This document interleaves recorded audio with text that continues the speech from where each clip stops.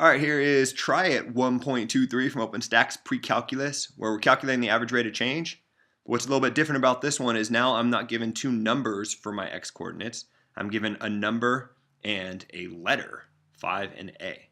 Why the hell are you doing this? I mean, okay, I guess it's good algebraic practice to go through and work this problem. It'll be kind of interesting when we do it. You have an example up here that shows how to do a similar problem. But really the purpose is because this is exactly what you're going to be doing in calculus. So right now it might seem like a waste of your time, but I swear to you this is not a waste of your time.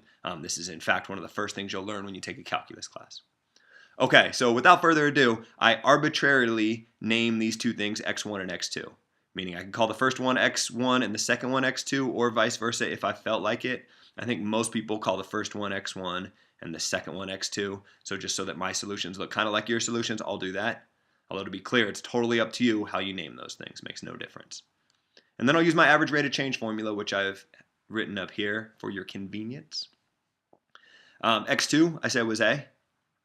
And X1, I said was 5. And so f of X2 is asking you the question, what comes out of this function when you put X2 into it? Well, let's see. F of X2 is, I already decided X2 was the letter A. So it's f of A. So what comes out of this function if I put A into it? Well, refer to your blueprint here. Everywhere you see an X, change it to an A. That would tell you that f of A is A squared plus 2A minus 8. And then you're like, yeah, but what's that equal to? Just that. That's what you're using. This is your value for f of X2. This right here, I'm going to copy up here. A squared plus 2A minus 8. Then be careful, don't try to simplify this because you're not done. You still haven't figured out f of x1. F of x1 is what would come out of this machine when I put x1 into it. And x1 is equal to 5. So I got to figure out what will come out when I put 5 in. Well, again, follow the blueprint. This would be 5 squared plus 2 times 5 minus 8.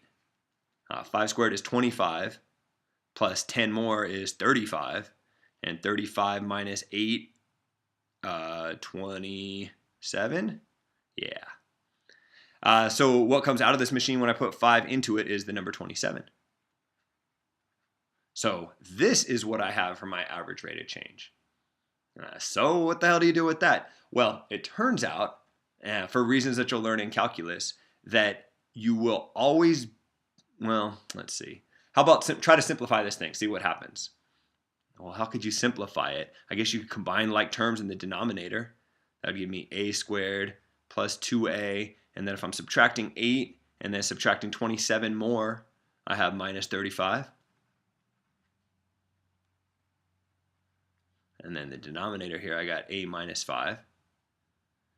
Are you done here? Well, it turns out you're not. Turns out you'll be able to cancel out this A minus 5 here if you can get an A minus 5 in the denominator. In the numerator, sorry. And I actually take a little bit of exception to this, but whatever. I'm going to go through the problem, I'll show you the answer, how your teacher will want your answer, and then I'll go and complain a little bit. The numerator here factors. And that's not anything special with this problem. That's what you'll see on all of these average rate of change problems, is that the numerator is going to be able to factor. And one of the factors will be this A minus 5. That is for reasons that I know because I'm a calculus teacher that you should not know at this point why that works out. But it does work out, that it'll be A minus 5 times something else. But even if you didn't know that, you could try to factor the numerator here. This is, you have a quadratic here, and the leading coefficient is a 1.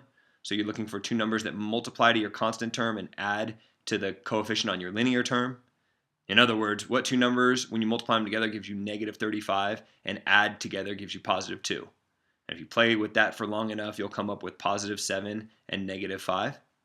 And if you had trouble coming up with that, a little hint that I'm telling you is one of the factors will be this denominator here. You'll be able to cancel stuff out and call your final answer A plus 7.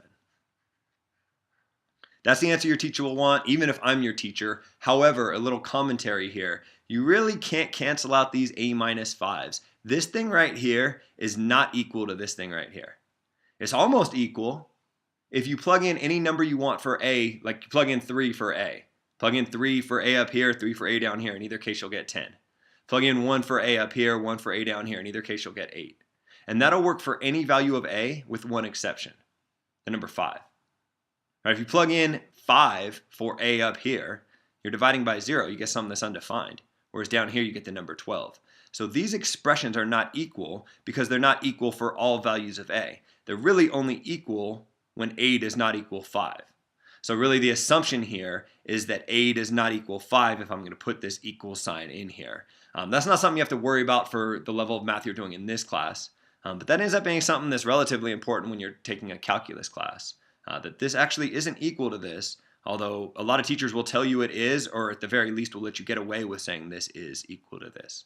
And I am one of those teachers, so I hope I didn't freak anybody out there with that long diatribe at the end. For the purposes of this chapter, do these steps, call this your answer, and don't worry about what I've been complaining about.